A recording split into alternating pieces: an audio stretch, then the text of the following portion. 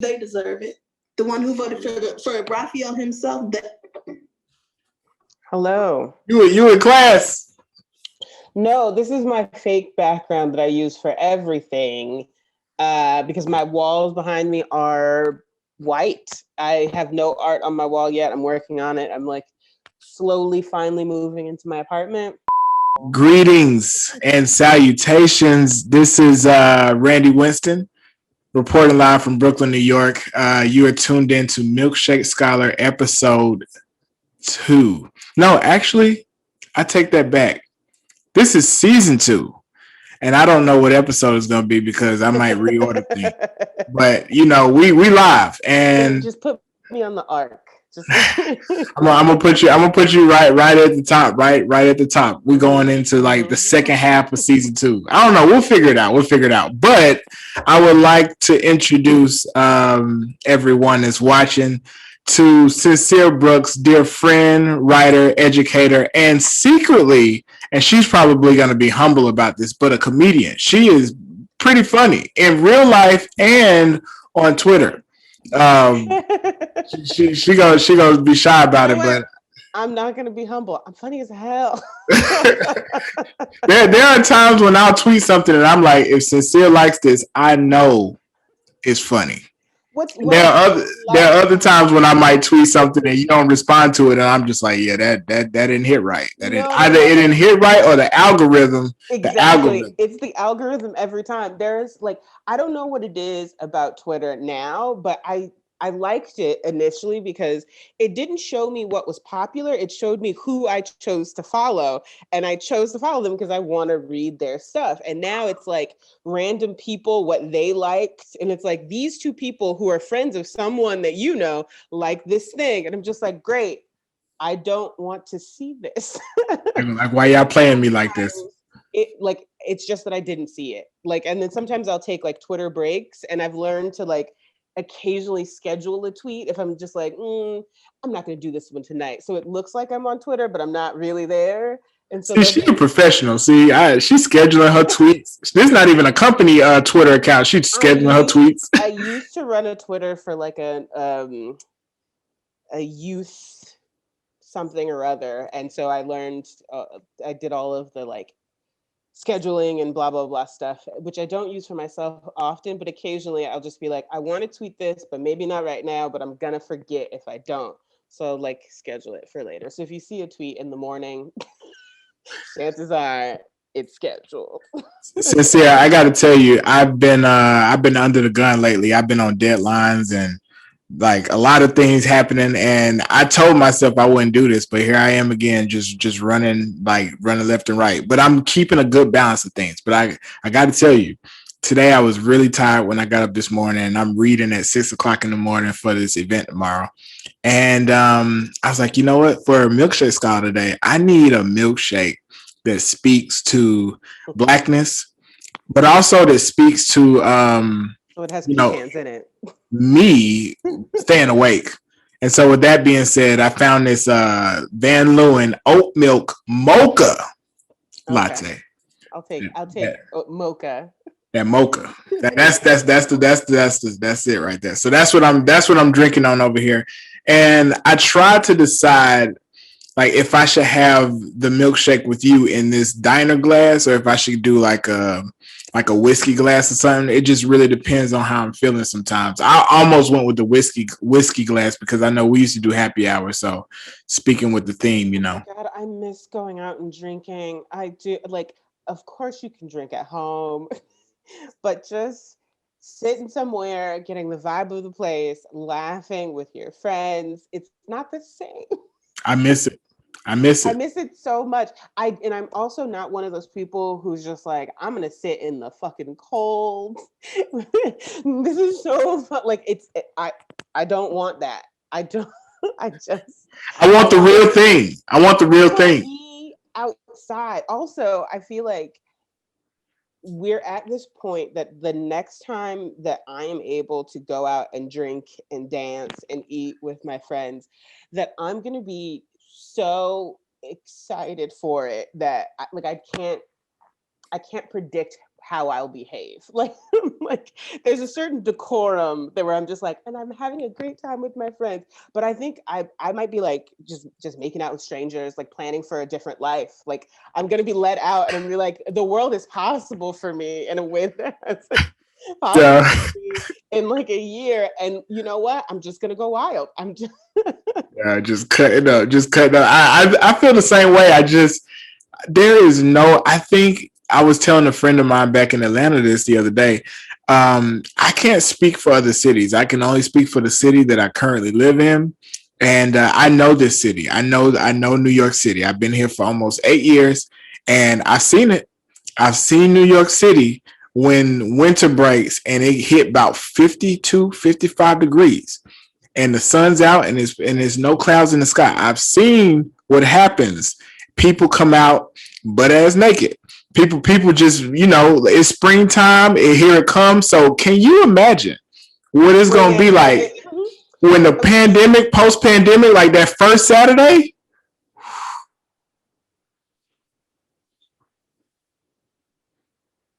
That first Saturday. I had my charger for my computer broke yesterday and I had to go out to the Apple store and I was like, shit, it was like maybe 5-6 o'clock in the evening, put on clothes for outdoors, you know how that process goes now. And I got out there and it's normal rush hour time for people to be going home from work. The subway at Atlantic Barclay is empty. I was, oh, this is a new experience. I go to the Apple store there. It's empty. I have a great conversation with the guy who is like trying to find which is the right one for my computer and da da da da. And I legitimately was looking at him and we're like sort of laughing and joking and vibing. And I was like, am I in love? Are we in love? We're in love. We are in love. And then since I was there, I was like, let me stop at Target, grab some stuff for dinner, just do a little grocery run. And Target was a little bit sort of busy, but not busy for the time that like, it's usually just lines all over the place. Mm-hmm. But while I was there, I started seeing the St. Patrick's Day stuff they were putting out. And I was like, oh no, the whites are not going to stay home.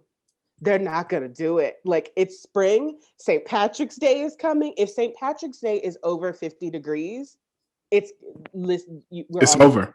We're all going to die. It's over. I got to tell you. We're all going to die. And I mentioned the whole, am I in love with the guy at Apple Store because I realized when I was in Target that like I couldn't see half of his face. Like he was a nice young man. It was the first in-person pleasant conversation that I had had in weeks. And I was like, no, you're not in love. You just have you're a human being who's having a human connection with someone and you laughed in person. You're not in love. And I think that plus St. Patrick's Day in spring, oh, there's going to be a whole bunch of post-pandemic babies with strangers. There's going to be a whole bunch of people who are deeply in love with someone who's just like, girl, you know I love you, right? Let me see the bottom of your face. Okay, girl. Yo, check this out. You just reminded me in October, I was trying to rush to get my driver's license because I was past due on it. And of course they're very lenient at right now because of COVID. Exactly what you need is leniency with driver's license. Yes.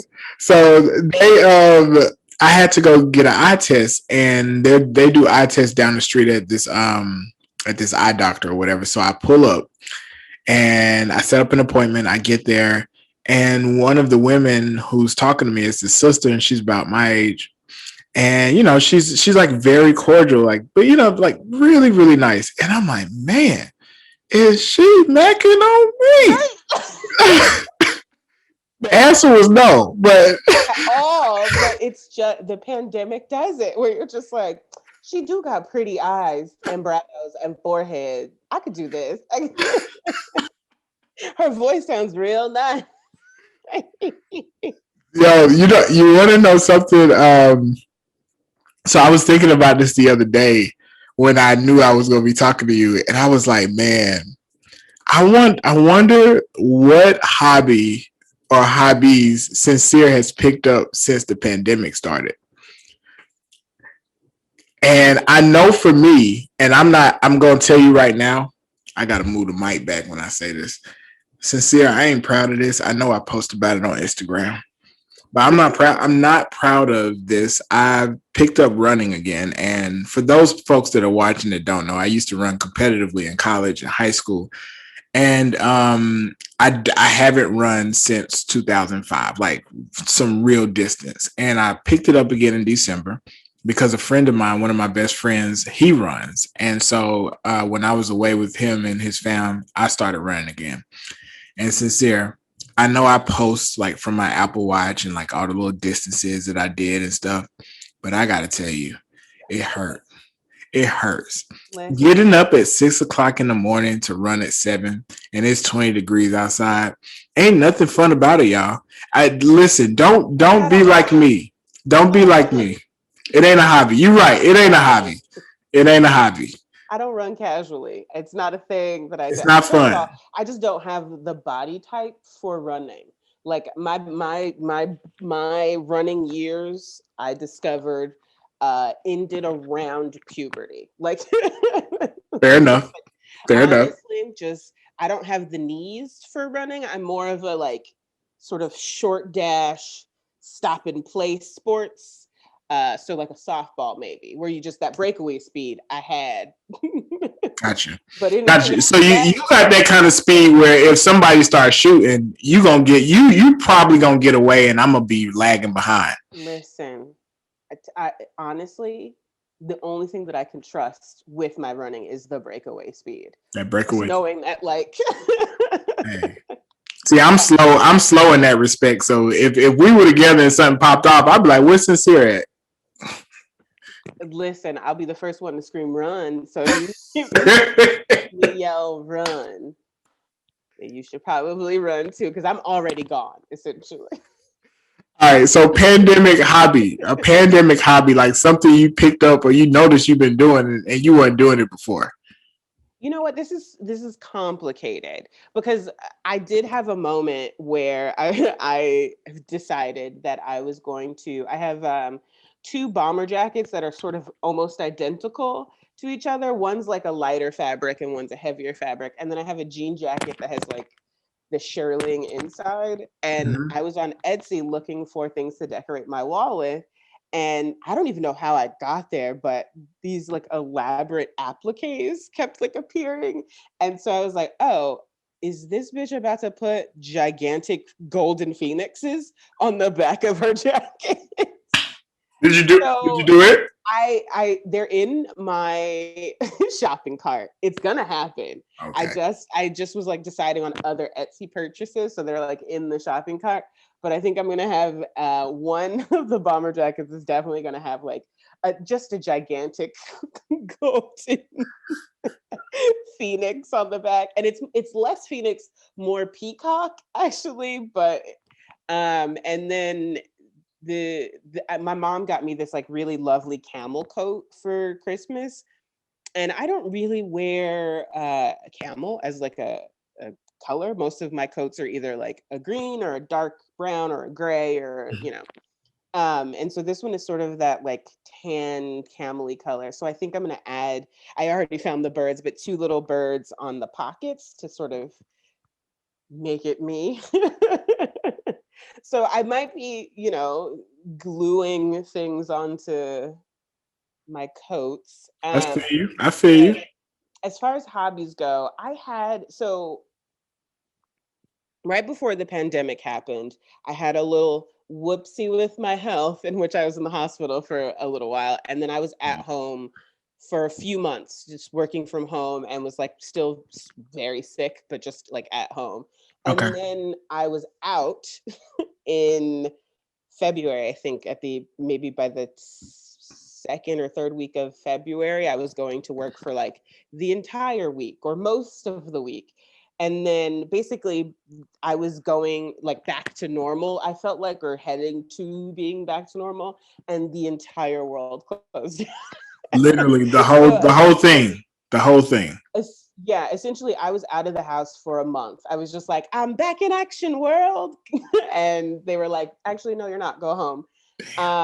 And so it was just a weird space because there were 5 sort of days where I was just like, what happened to me, where I was actually literally in the hospital. And then afterwards, I was sort of reckoning with how scary all of that was, while also being sick and feeling terrible and dealing with the awful healthcare system. It's awful. If you don't have Listen. any wherewithal, like if you don't know that you need to ask questions and be pushy and be sort of, in your own bag for yourself sometimes, the things that they will say you have to pay for or do, or like you missed or didn't do, it broke my heart. Like, I knew that I could be a dickhead on the phone and call people, but I'm sure that there are people who just accept what these people say and go home, and essentially it's life or death sometimes.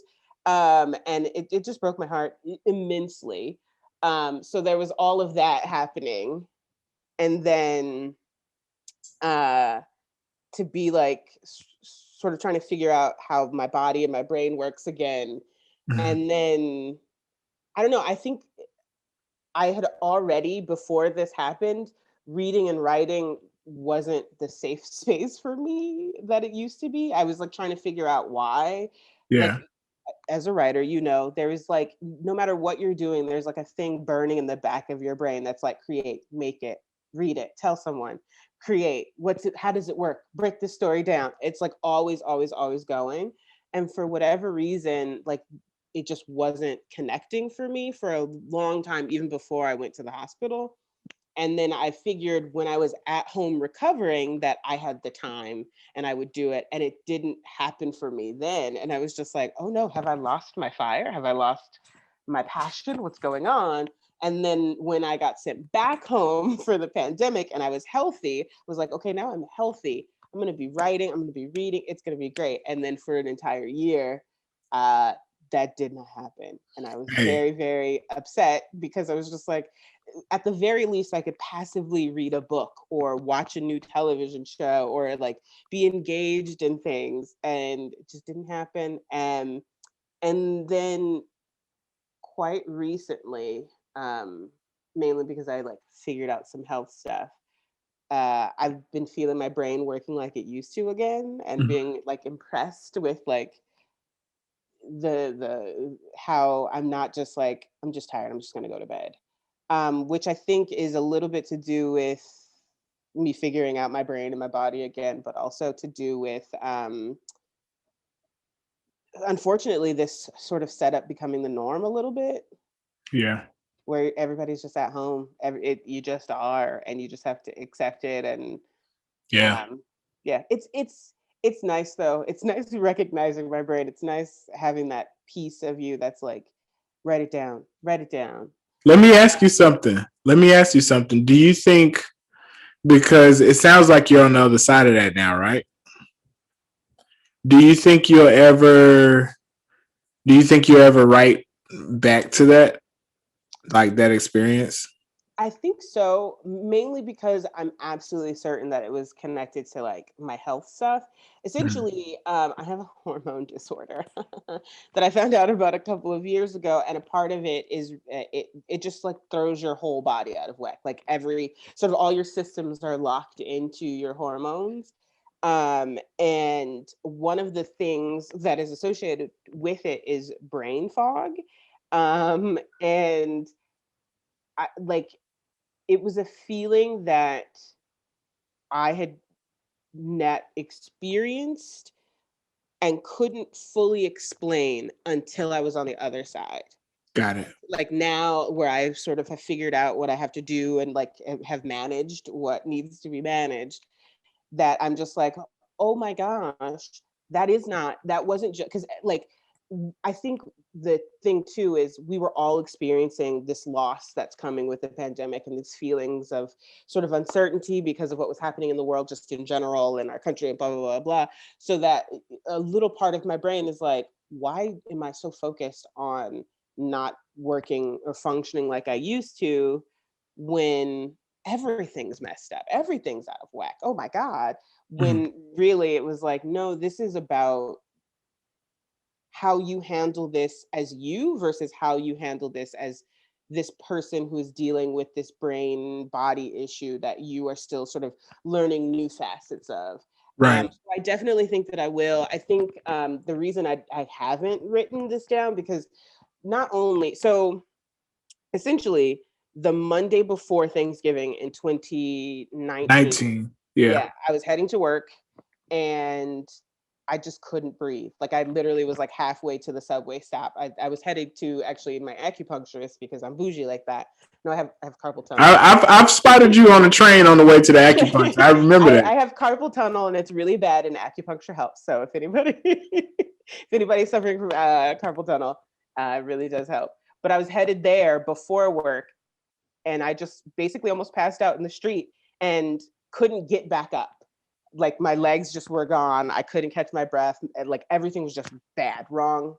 And I essentially had to call an ambulance for myself because I was just in like on the side of like on the curb or whatever. And I couldn't breathe. And it turned out I had a pulmonary embolism, so blood clots in my lungs, which like was insane. And the way that the hospital was sort of treating it, this is like a common thing, common enough. But I was like, it's not common to me. This came out of nowhere for me. I don't know like why this is happening to me, essentially. And they were like, yeah, I thought that I was going to go to the hospital and they were going to tell me, oh, you should have just eaten breakfast and sent me home. And instead I ended up having like 5 of almost the worst days of my entire life in this hospital, where 3 of them were in the emergency room, even though I was an admitted patient. And my friends had to essentially yell at nurses because when my oxygen went out, because I was on an oxygen tank, I couldn't breathe and I couldn't hold up my head. I couldn't talk. I couldn't do anything to sort of say, hey, I can't breathe. So I was swipe texting on my phone. That was like the best I could do. So I would text them, I can't breathe. And then they would go to the nurses and they would be like, that's not my patient. That's not my patient. And my friends have jobs and can't be with me the entire time that I'm there. So for the most part, I was just in this space alone. And it was just a really shitty situation. It's Right. just bad. And then because the doctors and everybody was so nonchalant about having blood clots in my lungs, they were just like, oh yeah, no, you just have to do this. And oh, it's just like this and da-da-da. They sent me home after 5 days. And I was like, okay, then I should be, since they let me go, I should be better now. And spent the next few months not being able to stand up. And I live in this city. My entire family's on the other side of the country. And my mom and my sister did come a few weeks later. They had already planned on visiting, so they just came. But for the most part, like I spent the time sleeping because that's all I could physically do. I could barely watch television, like couldn't focus on anything because you'd be surprised how much energy it takes to keep your eyes open.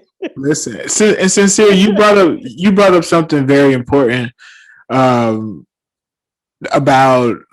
like the healthcare system in general. I think that's very important to speak on because a lot of people are not educated on like what happens when when you go into an emergency room or like if you're picked up by an ambulance. So tell me like I can only imagine what that experience is like. I'm Black, you're Black, but like also a Black woman. Tell me about like how you went about, because I'm sure all of this is happening on the fly. Like what steps did you, or you don't have to list all the steps, but like how did you go about educating yourself on these things as they were happening? So I mentioned the whole thing to say that I definitely feel a need to write about my experience, but I think that only recently and slowly I'm getting into a place where I can go from talking about it to like my very close friends and family. Got it. Like I told the story to someone maybe a few months ago, and I could still feel that I was still very angry and near tears because of how bad it was. And the thing is I didn't feel well the day before. And I had been like sort of off and on sick for a couple of weeks before, just like not feeling myself. And the only reason that I confidently called the ambulance is because I knew I had healthcare. And I knew that if I couldn't breathe, it probably was an emergency, even though in my head I was saying, you're overreacting. Like, Right. you're going to call this, and then everybody's going to be like, oh, you're so ridiculous. And then when I got to sort of the hospital, which, don't go to Kings County Hospital if you are in, in this area. Go to, if they ask you, which they will ask you, when you get into an ambulance here, this is all news to me because all of my healthcare stuff in California was all one-stop shop. They had all my medical records in one place for the most of my life. I realized how sort of privileged and lucky that was for me, that I had healthcare my entire life, super covered. I had basically the same doctor that my little sister eventually had. Like, it was all so great. And now I come to New York where everything is piecemeal and I have to be my own sort of doctor and let people know what the last one said and carry documents from place to place. And it's just like, no, I don't want to do that, because that's how I almost died. Like, essentially, I almost died. But I think the things that you see and you learn is the number of times people spoke over me, like I wasn't there and couldn't understand them or didn't. Like, the ambulance guys who picked me up were two young dudes, and I believe one of them was Orthodox and one of them was like a young Black guy. And they were taking bets over my head as they're like strapping me into the seat about what was wrong with me. And they were using like medical jargon, but I'm an anthro major. So I understood what they were saying. And I was just like, how they're taking my insurance card and like sort of like asking me questions, but like not really sort of being attentive to this person who is freaking out that you put an oxygen mask on. So they're like, she's tachycardic, and I know what that means, and like all of these things. And they're like, they said that it was probably ketoacidosis related to diabetes or something else. They were like taking bets over my head. And if I could breathe enough to speak, I would just be like, this is incredibly rude. And then I got to the hospital and the intake nurse was fantastic. He was so sweet and kind and basically was trying to like calm me down. And I think he thought I was hyperventilating because I was freaking out, but I was hyperventilating because I genuinely could not breathe. But there was it's also the hospital where they take people that have been arrested. So as I'm being sort of taken in, there's a guy there who is cussing out all of the nursing staff, handcuffed to the bed, bloody, shirt ripped open. Fuck you, and you bitch, put some makeup on, you ugly bitch. So I'm literally in a gurney next to this man in the hallway. As they're yelling my personal information out. And I'm just like, this is wild. I know that this is an emergency situation, but oh my gosh. And then it's a teaching hospital. So when they're doing the necessary tests, the sort of resident doctor who put the IV in did it wrong, sprayed blood all over the bed. And then it's like fast. She has her medical like student intern behind her handing her things and she's trying to teach her things. So she just throws more sheets on top of me. And she's like, they'll change it later. So now I'm like in my street clothes, but like barely because they're trying to take tests and stuff. And the sheet that's under me has my blood like sprayed on it. And she put the IV in wrong and didn't close it, which they never, like it was just a whole bunch of things over and over again. And then they send sort of the students in first. So and they had to do an ultrasound because they sort of had an idea of what it might be based on like what was going on. Again, this is something that they did not tell me. They were talking sort of medical jargon amongst themselves because they're teaching each other, but I understood it. And I was like, it would take 2 seconds if one of you just said, hey, we have a suspicion that it is this, and then asked me questions, as opposed to just like talking about it over me. Like I'm not here. Because at this point now, I still think I'm, just going to call in sick to work. But now I'm realizing I might have to be here for longer than a few hours. And it just, I'm panicked. Just like help me not be panicked. I'm also alone. And then when they're doing the ultrasound, when they're lifting up my shirt and taking my pants off and doing all kinds of stuff, at least at one point there were probably like a dozen people in the room because they're teaching. So they're the ultrasound tech and 3 people with them, and then the medical student and the intern that's with her, and then 2 more people come because they're learning. They have like a an international program where they take what they've learned back. And then finally the attending comes in. And I think I was there for like 30 to 45 minutes with them wanding me and pressing really, really hard because someone forgot to turn the contrast up on the machine. And I can't say it hurts because I cannot breathe. And so it's just like these little sort of things. In the moment, I'm just like, I don't know what to ask or say or do. And I'm also super duper scared. And so it just over and over again. I had a nurse when they went to do the CAT scan for me. I had to use the bathroom. At this point, they've been like pumping me with IV fluids. Yeah. And I have an oxygen mask that's connected to the bed. So I asked, and I don't think she was a nurse. I think she might've just been like the CAT scan room tech person. I don't know, but I'm alone in this like bay area. And I ask where the restroom is. And she's like, oh, you can get up. It's right there. And I say to her, I don't think I can get up. And she said, well, what are you here for?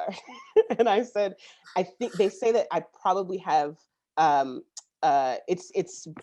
blood clots start in your legs. So they can only confirm that I had a blood clot in my leg at one point. And I'm taking the CAT scan to find out if they're my lungs. And she said, oh, if they're the ones, like basically she was like, oh, if it's the ones in your legs, you shouldn't be laying down. You should get up and walk around.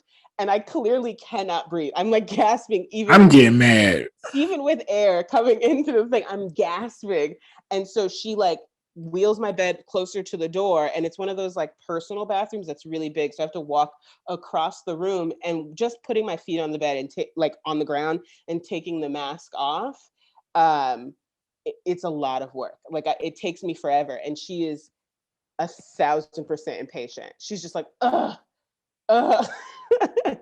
and literally keeps asking what's wrong with you, like over and over again. And it was just like, is this going to be my whole experience here? Like and I have text messages from my parents and my friends and stuff at the time where I'm just like, I don't really know what's going on, still waiting for a test. People are being really mean.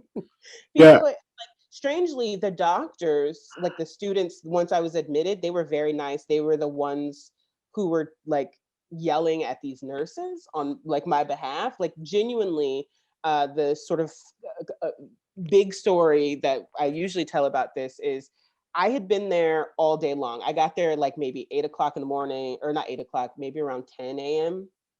I'd been there all day, maybe until like 3.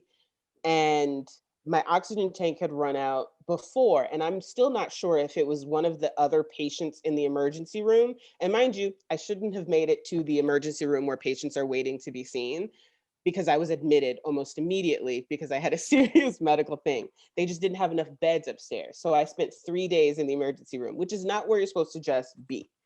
I was parked up against a wall. So it meant that I had to have an oxygen tank, not just oxygen through the wall.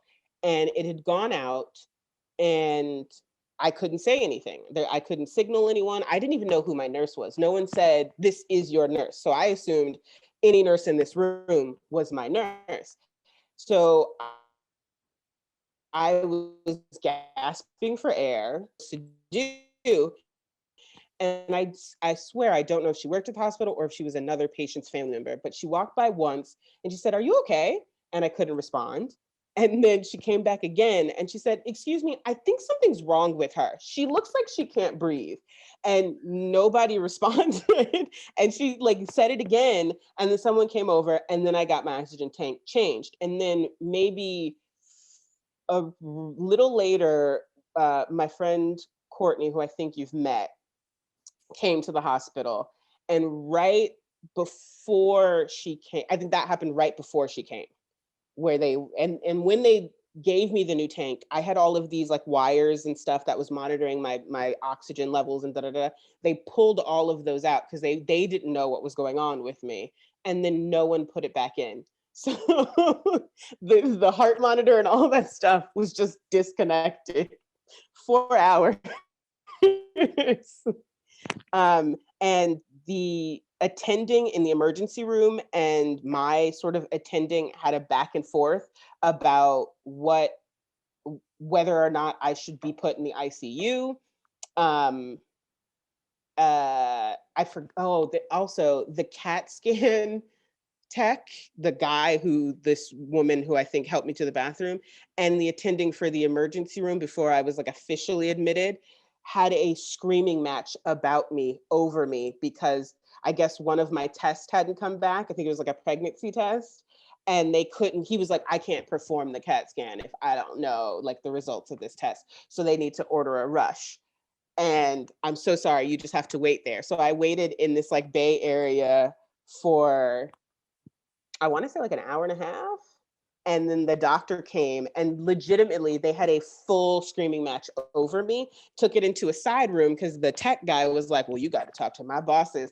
And then I heard them yelling through the door about me. And like, I have so many stories about these 5 days. That's wild. And I want to be able to write about them, and I want to be able to write about them clearly and you know, give all of the details so that people know that, one, even someone with great healthcare and who has knowledge of what it is to have even better than what New York offers healthcare can get into the system in which you just feel sort of lost and alone and afraid. And like, how do you tell your nurse to do her job without fear that she is going to stop taking care of you?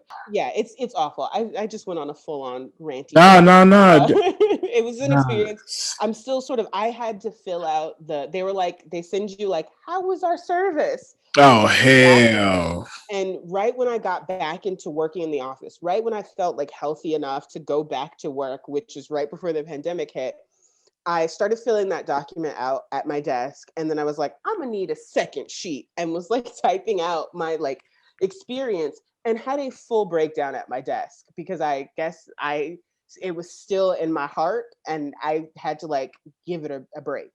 No, this is not where I expected this interview to go. No. It's, you know what, Sincere, like, yeah, I'll tell you this, like when I decided to like finally start working on Milkshake Scholar again, like I wanted to do something that was like meaningful. So I didn't want to just put out content just to put it out. And I don't know, like I get annoyed by social media a lot of the times because I feel like people that are, and in a way I understand why they do it, but people will put out content just to feed the beast because they have to, like, oh, I got to put out this content. And for me, I told myself that if I'm going to do it again, I want to make sure that it's some meaningful stuff.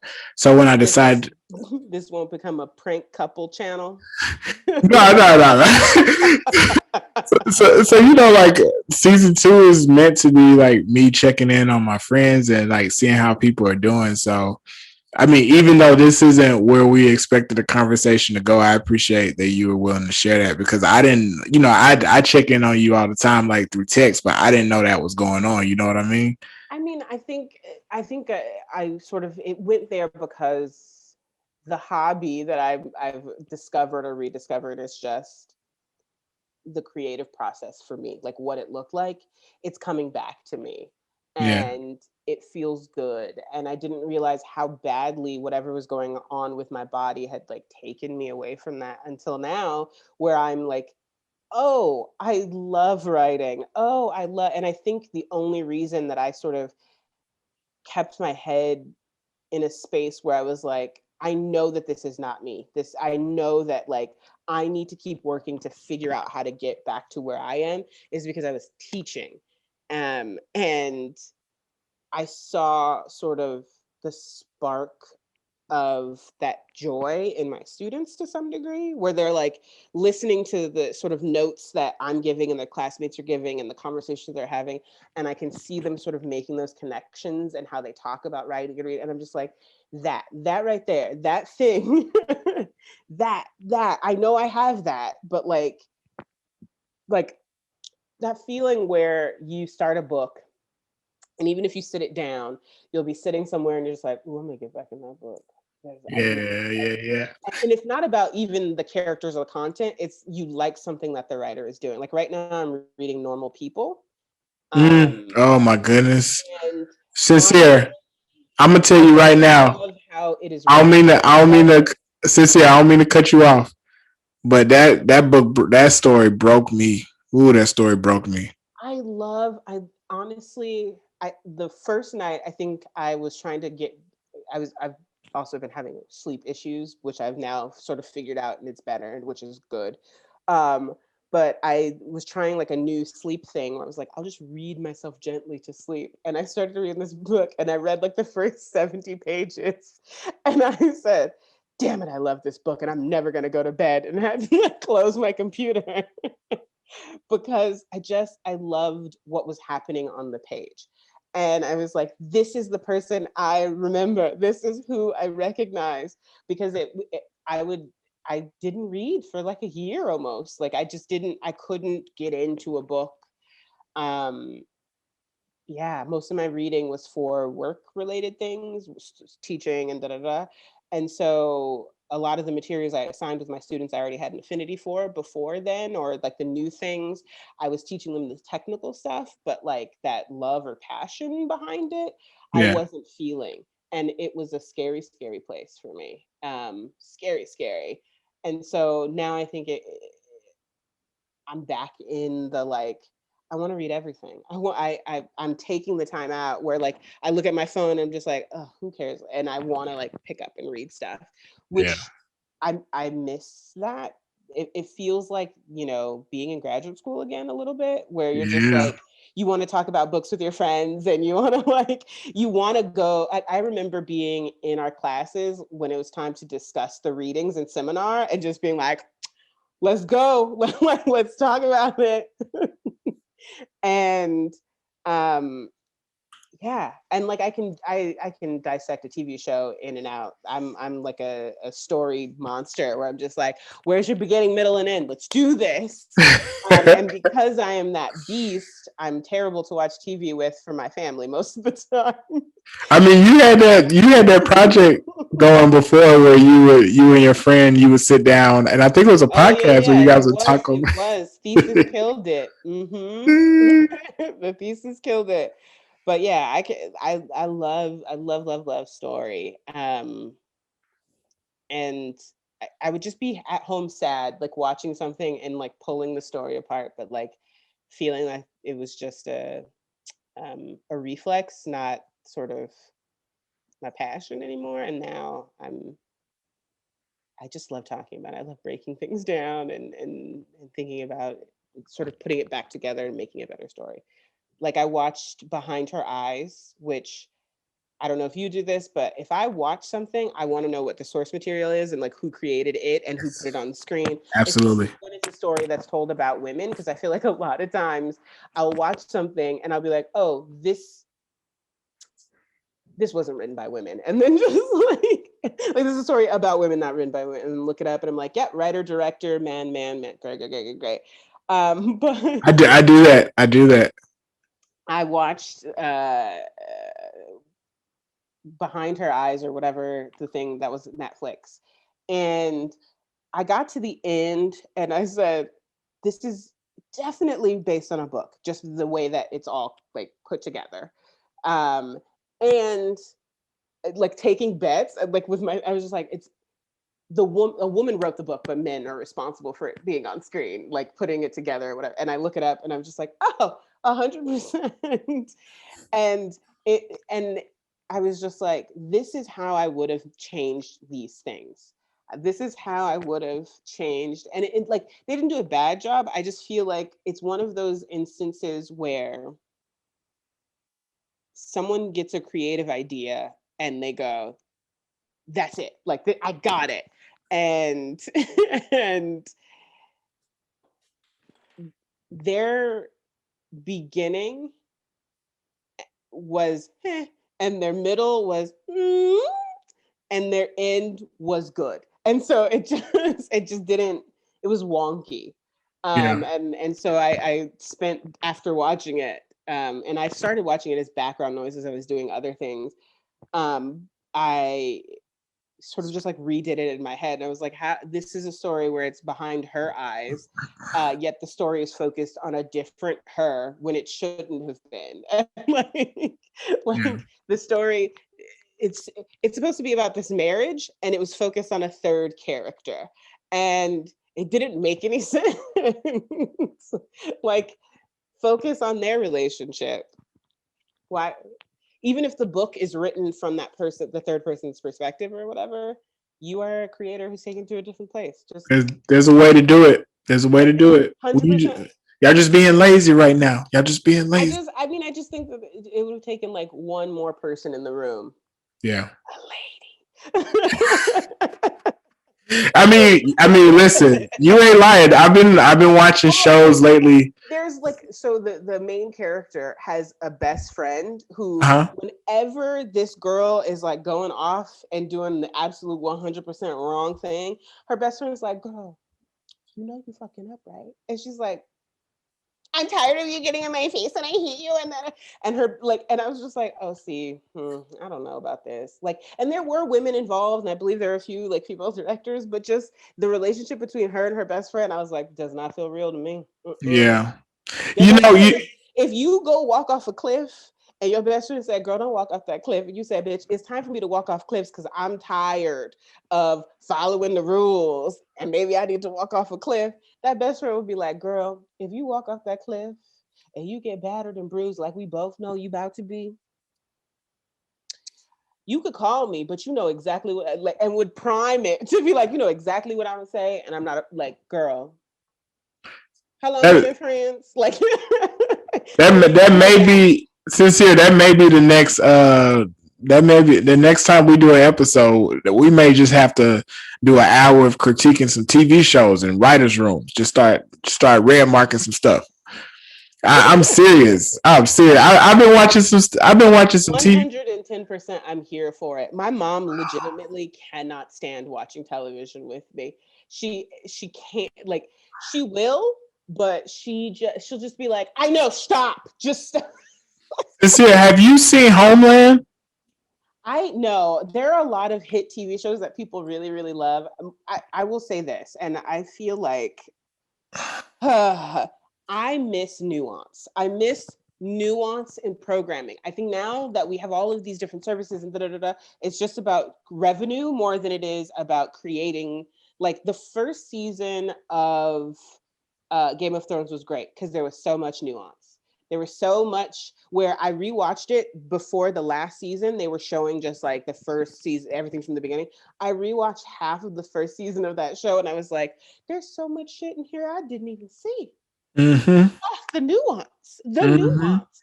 The first episode of Lovecraft Country. Oh, so much nuance. It blew my brains. I legitimately was like, I think I want to teach this to my class because they need to understand subtext. Word.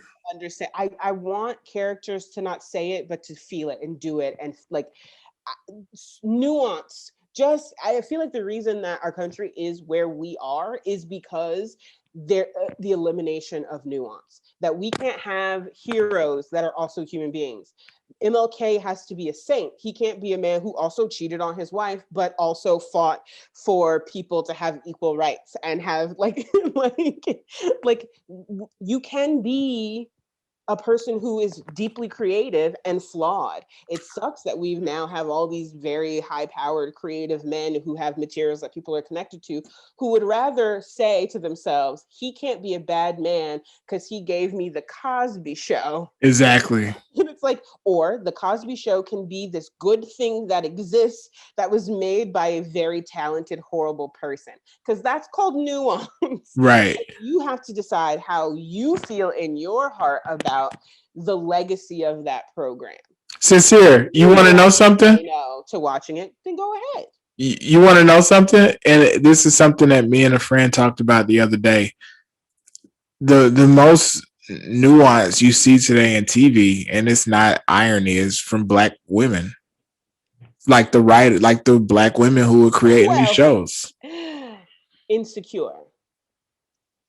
The reason that I love that show so effing much, also as a kid who grew up in the Los Angeles area, so like the character who is a blood. Oh my God! I think the season that happened, my grandmother had a red Christmas tree that one of my cousins bought, and it was her Christmas tree. And I felt it on like a whole nother level. But like there was even that season where people were complaining that nothing happened, and I was like, you've got to be kidding me. That is one of the strongest seasons, because if you are a person at the age that these characters are, everything that happened in that season where you look back and you in the moment you're like, this is shitty. Like, there was the season that she like didn't have her job and she was like struggling or whatever. Love that season. Love that season. You look back at through your struggle year and you go, man, nothing really happened, but it felt like a lot. That's what like, I honestly, I was just like, this is a master class of nuance. Yes. The fight with Molly, where like, yes, all the bits and pieces, the season finale where her pregnant friend or her friend with postpartum depression disappears. I was just like, this is a beautiful episode, because it seems like it's not about anything, but so much is happening. Right. So much is happening in this episode. Right. And you know what, Sincere? You want to know something? Not only that, but because of the depth and compassion that she put into those characters, you can put them in a situation like that. And even though it seems like it's nothing is happening, like, we understand so much context between each of the relationships between those characters that it's just like what do you call it? The stakes are so high. Oh, so good. I realized too that as like a person who is obsessed with story, who like teaches story, lives story, all of that stuff, that I have to sort of, when I'm critiquing television shows, I have to critique them in two ways, where I'm just like, oh, I hate Molly, but I love Molly's character so much because it's complex. And it's like, and so you have to be able to like, because there's like the way in which her character has unfolded. It's the best character progression that I've seen on television in a very long time, where, you know, your team Molly Issa, and then the way that character is written, the audience, of course, is supposed to turn on her, but I'm just like, no, I want to see where she. I'm mad at her, and that means that the writing is good. I'm not frustrated with her in a way where I'm just like, oh, this character sucks. I'm frustrated with her in a way that I'm just like, yes, give me more of this. Give me more of her reckoning. When she had her back and forth with her boyfriend's brother on vacation, and I remember distinctly in that moment texting, I think my cousin, who she was either watching it with me or we were watching it like alongside each other, but not at the same time. But I just remember being like, I agree with everything she's saying, but she know good and goddamn well that she's ruining this vacation. Listen. I'm gonna tell you that episode. The way you handle that is not the way she did it, and you know it. But like that fire and that anger, you also understand, because you absolutely. If somebody said that crazy shit to me, I'd be like, "Oh, I would tell that man." But for real, everyone knows that you go, "Babe, your brother out of pocket." So I'm just not gonna. You check him, okay? Oh, one more thing I want to mention about Issa Rae, and then we gotta wrap it up. So Lawrence, talking your ear off. Lawrence's character. This is when I knew that Issa Rae was in her bag. So this is when I knew that at the end of the day, this is one of the greatest TV shows I've ever watched. But not just the greatest TV show, but this is a writer who truly understands men. And I'll tell you why. Because as a man, and I'm saying this, I'm probably putting myself on blast when I say this. Like perk my ear. But as a man, I can tell you that Lawrence is bad business. But women that watch the show, and I can't say all women, but a lot of the women that I've been discussing that show with, because I've been having so many text discussions with so many group chats, is like very critical text discussions, and they're great. And we could do like a thesis on it or a dissertation. But I noticed that a lot of people side with Lawrence, and I'm like, yo, y'all can't be side those people also like the movie Acrimony. Sincere, because you know my thing is, Sincere, is that Lawrence, my whole thing with Lawrence, and I can't, there's no such thing as a bad character and a good character. It's all about intentions and motivations. But what I will say is that Lawrence knows exactly what he's doing. That's all I'm gonna say. I'm not gonna put myself on blast. I'm just gonna say that Lawrence knows exactly what he's doing. The thing is, so my mom, man. She said, No, I'm in trouble. I'm in trouble. I feel like I'm gonna shit talk another show, and it's a show that my mom really likes, and she wanted to show it to me. But my mom was watching this other show that has the spirit of Insecure. Like, I feel like it's something that was created like in the wake, and it's like it's a little bit Girlfriends, a little bit Insecure, and it's one of the BET Plus shows. It's lacking the nuance. So essentially they tried to sort of deliver not a Lawrence character, but like, you know how his character hit the beats. He was a familiar dude, a dude who had all these dreams and aspirations and got stuck in a place and and then the thing that fired him up was also sort of too late.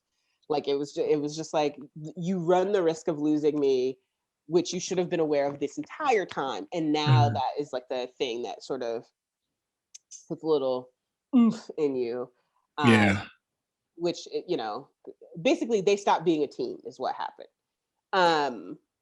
But there was a lot of setup into that. So when, you know, Issa did what she did to him, you were kind of like, no, girl, no, but go, girl, go.